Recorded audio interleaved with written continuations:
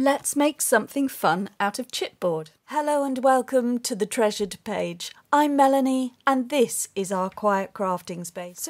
For this month's project, we're going to be having a look at making a shallow scrap tray, and we're going to be using this board, this chipboard or thicker star board. It could be cereal box, Amazon packaging, anything that is a thickness of a chipboard.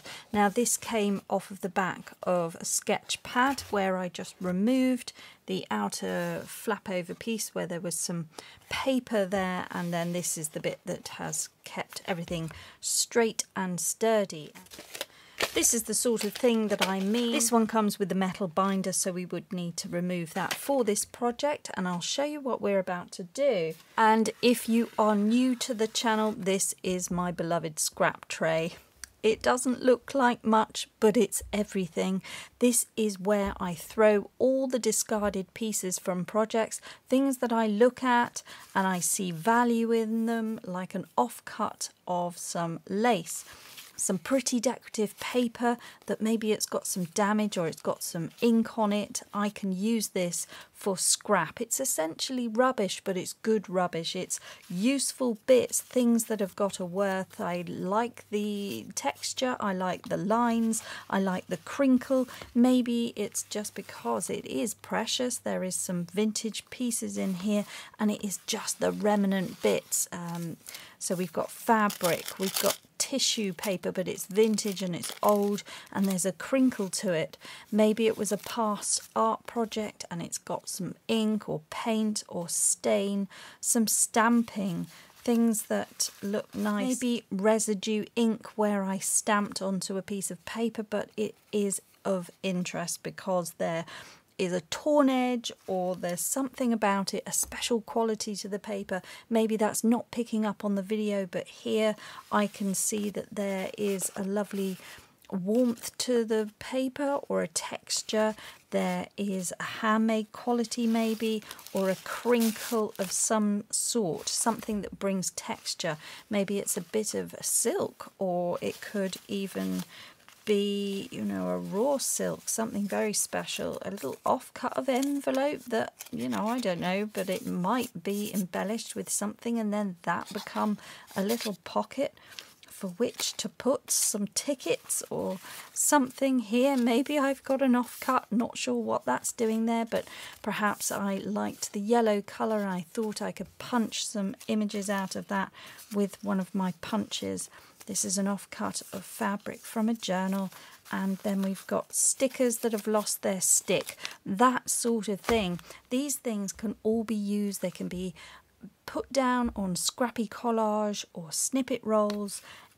There is a use for everything in this scrap tray, and it's already been decided by me. I don't have to go through it. I know it's good because I've already made that decision, so I can trust my instinct on that. I can pick something out and I can agree with it. Yes, there is a mark on that piece of paper. There is something that will add depth to a project in a background piece or a collage. So that is what a scrap tray is.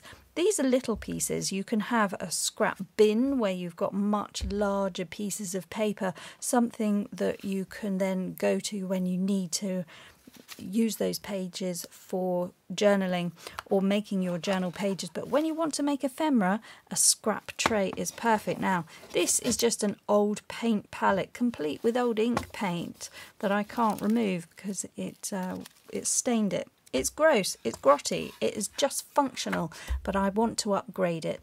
And I only have a very narrow space here for where my tray slots, and that is about 3.5 centimetres. So I'm wanting to make my tray 3 centimetres so it fits under there perfectly. So that's what I'm up to. But this is also going to be this month's treasured page monthly project. So this is A4, it's chipboard, and it is originally off the back of a sketch pad. But if you've got some 12 by 12 papers that you've previously bought for another project and now you just cannot fathom why you bought it or what it's doing in your collection, you could use some of these papers. Now some of them may be good, and then there's just going to be others that, oh dear, I'm not sure what I'm doing with that. So for that, I think you would want to glue together maybe 4 sheets to get the thickness. It depends on the thickness of the paper there. You could do that, and all you would need to do is chop off 3 1/4 inches, and then that will give you this A4 section. So you just need to remove that, and then you could work with this for this project. This is 11.5 inches by 8 1/4. So for anyone in the US, that is an A4 measurement. For this project, you're going to need a cutting mat, your board or cardboard that you found. You're going to need a metal ruler of this width. You can have a pen. You're going to need some tape, and you're going to need a cutting knife. I've got 2 to choose from there. This is a little bit more industrial from my husband's tools, and then this is just a craft knife, so something to cut the board. Whatever you find easier, you might find that something more substantial will get through this nice and easily. We're just using 1 sheet. We're going to be cutting off sections all the way around and building it up. We're going to be using our tape as hinges. So we're not really measuring, we're just drawing lines. So I'm positioning my ruler there, using the pen. Okay, now I'm moving the board round, and I'm just lining it up on the edge, drawing my line, spinning the board round again. You can see that I'm left-handed, but do it your way, and then just draw the line the width of your ruler. So the ruler depth is about 3 centimetres, that's 1 1/4 inches. We're just coming in that amount because we want a nice shallow scrap tray. Anything deeper and things just tend to get completely lost. You can't find anything and it's not as good. It's just much nicer to be able to see the bottom. Psychologically, it feels like you haven't got that much. There's a really good system that you can put in place that when your scrap tray reaches the top or starts to overflow, that's your signal to make a snippet roll or to make a collage or to make a masterboard. As you saw, mine is overflowing, so now it's time to do something.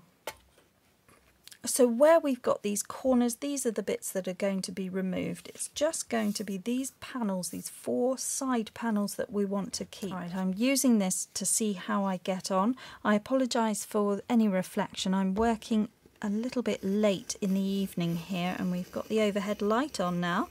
So I'm just using this knife to gently go down here. I'm not putting on a lot of pressure. I'm just going to do several passes of it and allow that to go through.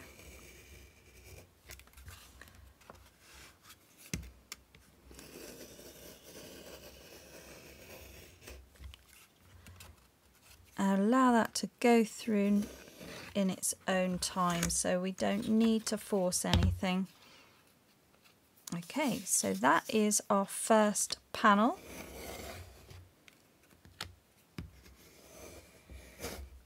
There we go, and that is the final piece. Now we're left with the marked areas, and it's useful to mark the areas because now we can see that I've just got to cut those bits off. So that's going to be the bottom of the scrap tray. Very exciting. I'm just cutting those squares off. We won't need those. You may find that you can get through it with some scissors if you've got some good scissors. That might be easier for you, so you could try it that way, but I wouldn't attempt it for the whole length because that will hurt your hand. But just for a little bit, you might find that you've got some scissors that will just take off those squares. So that's it.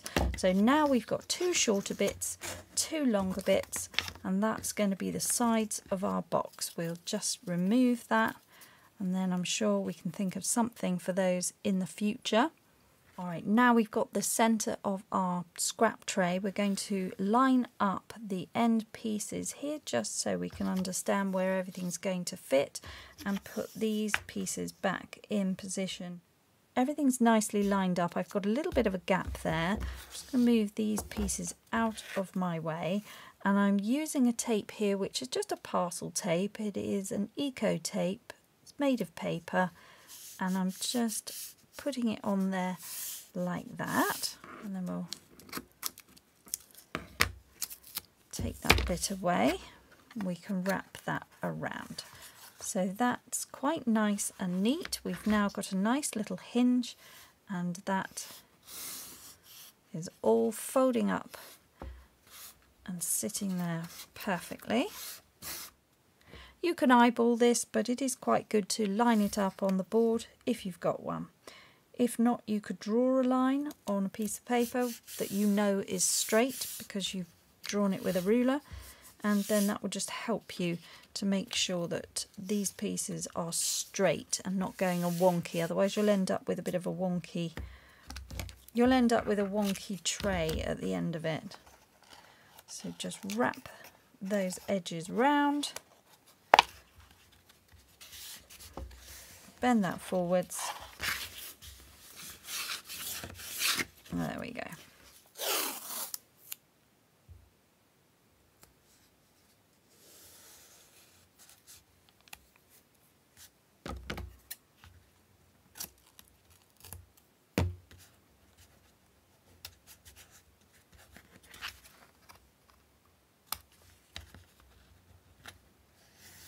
There we go, so they should be able to fold in all the way around nicely without pinging up too dramatically. A little bit of ping up is fine, but anything like that and staying would not be good. So we just check that that can fold over correctly, and then just make sure that everything has got the ability to just line up down the bottom. And then flip everything up and just check that everything is nice and straight along the top. Okay, now comes the fun bit. We're going to have a look through our scraps, and we're going to start pulling out things that could be used as neutral background base colour that is just going to give us the start of a collage. So I'm pulling out all the things and seeing what I've got. I really just want to clear up all of these scraps now, because we are starting to get everything's looking the same. It's quite nice to bring in new papers and discover new things. Now that is really pretty, and that could become something on the top, and it's also quite a nice autumnal colour with a yellow as the leaves are turning. So those two pieces in particular make me feel of autumn and fall in the UK. So I'm going to put those off to one side, and then I'm just going to have a look at what else I've got. So again, that one with the green. Don't know why that's there. This is a nice little bag. We'll take that out. Well, we're talking about nature inspired, so we've got some decorative there. So anything that's reminding me of nature. This one is not so much. That reminds me of the ocean and the beach. So I'll take that one out. And Paris. That's kind of cool. That's a card. I don't want cards. So that's now looking more manageable. We can go back into the tray later on when we want to embellish. There's certainly some things to get us started. Okay, now I'm just digging out a few more other bits that I've got here, different textures and papers and digital kits there. Okay, this is the fun bit. So I'm just using school glue. This is PVA glue. Don't need to worry about what brand this is, because it's probably not even available for sale anymore. I just use it and I top up the bottle. So I'm just putting normal PVA glue. You can get this from the hardware store in much bigger quantities, which works out as better value. You can find this in pound shops and things like that, but it is just PVA washable school glue. Elmer's glue will work, Mod Podge, anything, a wet runny glue. That's all we're looking for here, and we're just going to put that down all over the project, and then we're just going to start collaging on our scraps. So we need to work relatively quickly, otherwise the glue does dry, but we've got time. It works nicely when the glue is nice and tacky. but the porous paper that we're working on will be pulling moisture out of that glue, so we need to work fairly rapidly and just put down some of the scraps. So let's just do that. Put that down like that.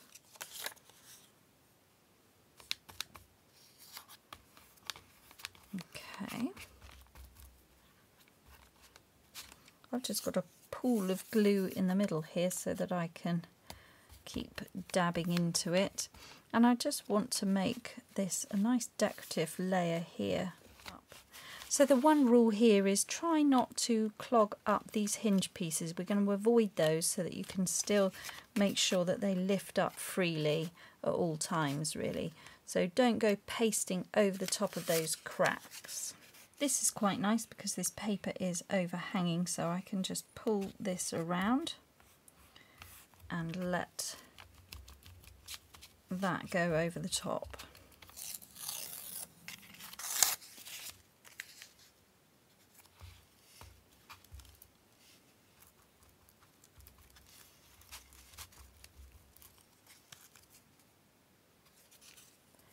I suppose what I don't really want is it to look too much like a load of scraps at the bottom of the tray, otherwise that's going to confuse things, but you just need to have a background.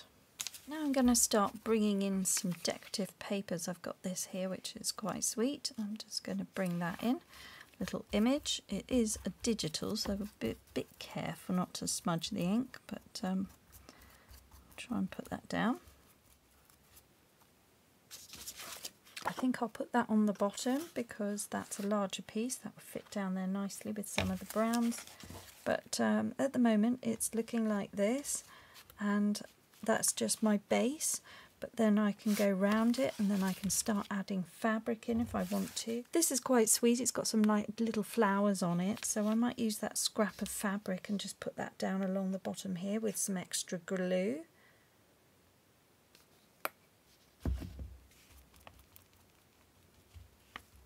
Equally, this could have gone around the side as well, but I think that I just want to have that there for now. Pick out the colours that I'm seeing there.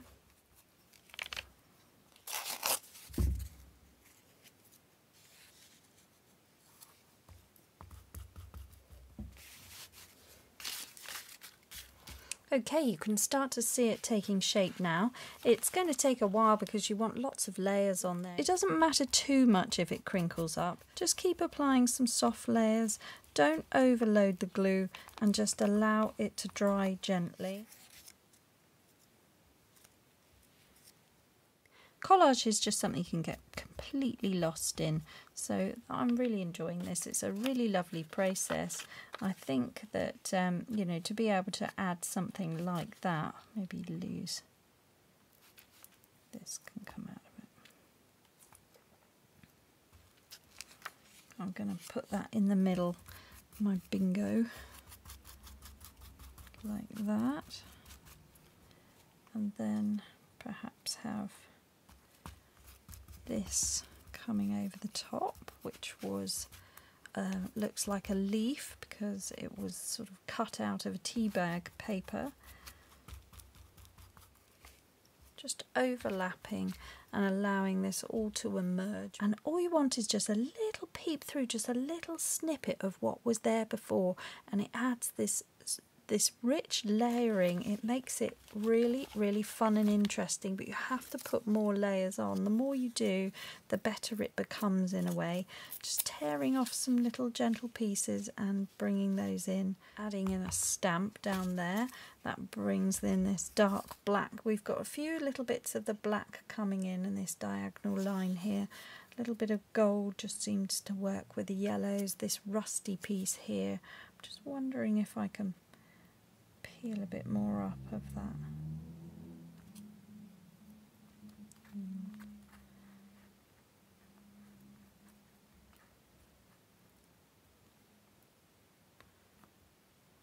Blend that bit into that. That's better.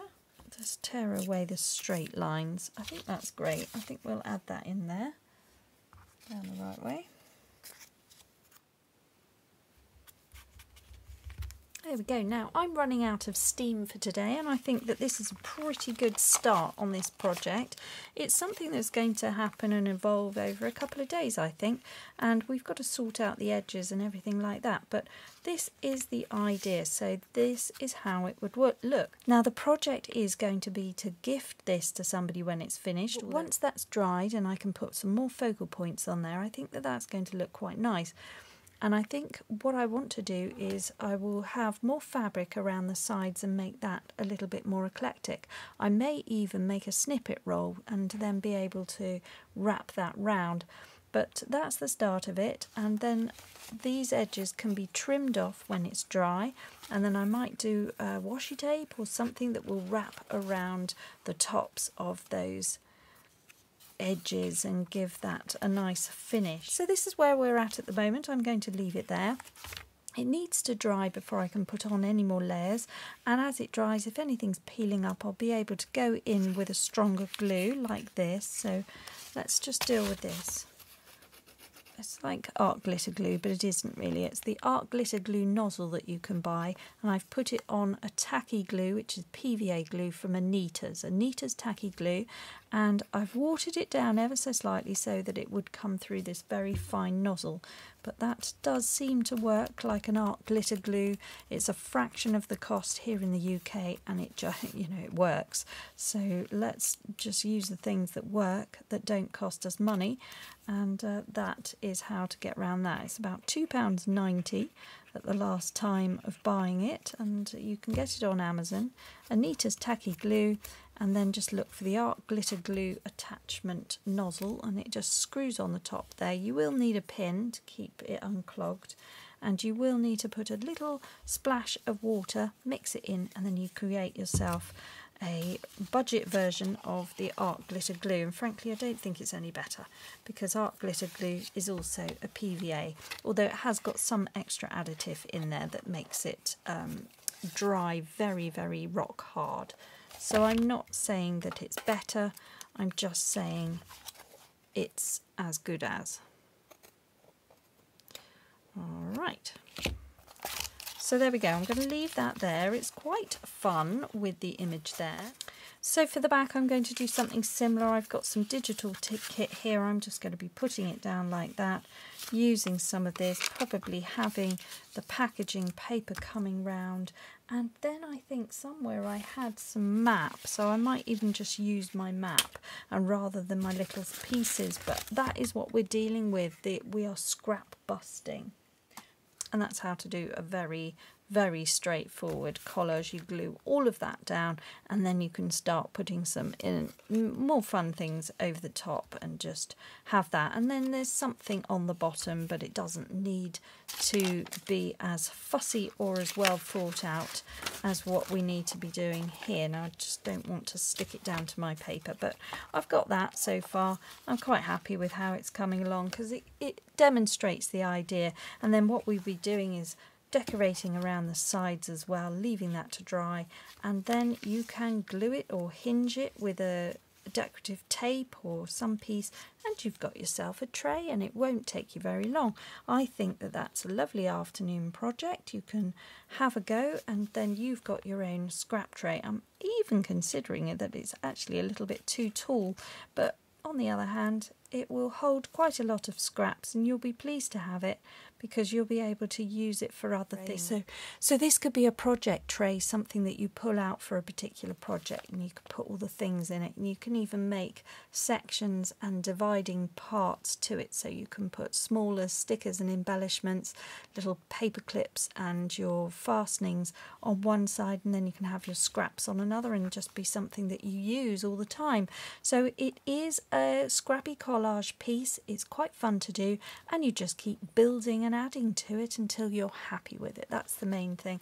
So I will continue with that over the next video, but I'm going to leave everything to dry. I'm getting pretty tired now. But sometimes we just don't want to force these things. You just have to know when to stop, when to give yourself a rest and a break, and come back to it with a fresh pair of eyes raring to go.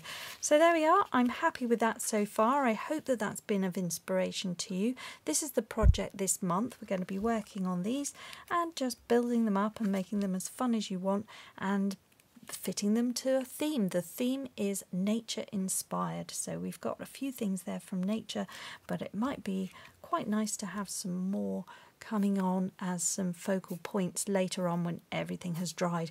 So thank you so much for watching. If you liked this, give me a thumbs up. Do please consider subscribing to the channel so you can find me in your subscription list, and you can check in and have a look and see what we're doing with all the projects leading up for the Send a Signature 2024. Have a look in the playlist, you'll find out the projects from before and also follow the ones coming along. But this has been a lot of fun. I hope you've enjoyed it, and above everything else, guys, just slow down and make crafting time for you. Bye bye now.